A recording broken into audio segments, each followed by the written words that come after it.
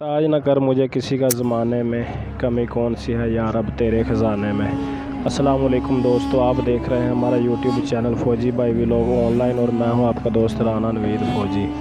दोस्तों आज हम मौजूद हैं, एक कसाई है यहाँ पर, तो इनके पास हम आए थे गोश्त लेने के लिए, मगर इनकी दुकान पे हमने देखा काफ़ी देर हो गई, हम यहाँ पर बैठे हुए हैं 1-1.5 घंटा, गाहक कोई नहीं आ रहा। तो इनसे पूछते हैं कि वजह क्या है, आजकल गाहक क्यों नहीं आ रहे। आज तो दिन भी इतवार का है। अस्सलाम वालेकुम जी।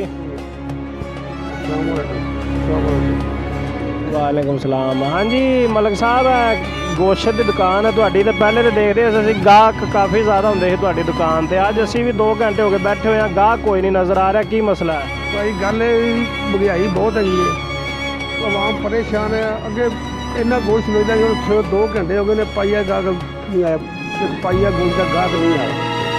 महंगाई है, महंगाई लत तोड़ी जाती है, गुरबत बहुत हो गई है।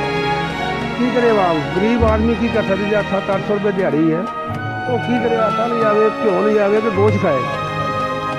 तो देखा है तो माशाल्लाह जानवर भी बहुत अच्छा तुसीं कीता है सुबह, तो सारी आवाम के सामने कर दो तुसीं या लैके आंदे हो गोश्त?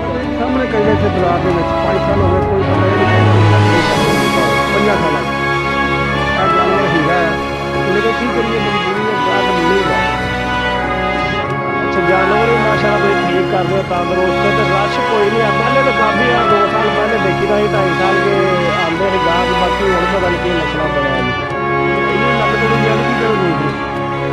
आटा लियाओ, घ्यो लियाओ के घर के शहर पूरे करके गोश्त खान, जो कि किलो 2 किलो जाने पाइया जाता है, वो कहते चल सौ के गुजारा कर लेने, खाना नहीं। तो उन्होंने इलेक्शन आ रहे हैं, फिर तुहाडी की राय है, वोट किहनूं देना पसंद करोगे? पसंद करांगे जिहड़ा मुश्किल सही करे मुल्क का, जिहड़ा सही होएगा उन्होंने वोट देवांगे। पहले मुश्किल सही करे, उस तो बाद वोट पावांगे। तो कहते हैं कि महंगाई तो हले होर वधनी है, घटनी नहीं, भावें जिहड़ा मर्जी वज़ीर आज़म आ जाए। तो बस फिर नहीं करनी, तो फिर अल्लाह इस घर बैठे रहेंगे।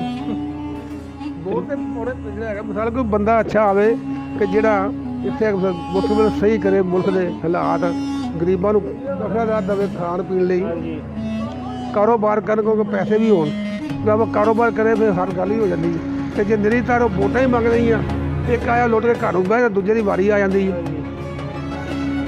चलो ठीक है जी, अज का व्लॉग साडा असीं इहो ही कि कसाई ने मलक साहब इन्हां कोलों पुछा रहे थे, कहंदे महंगाई बहुत ज़्यादा, तो गाहक नहीं आ रहा कोई भी, घंटे 1.5 बाद एक गाहक आंदा, बाद दफ़ा गोश्त बचा फ्रिज च रखना पैंदा।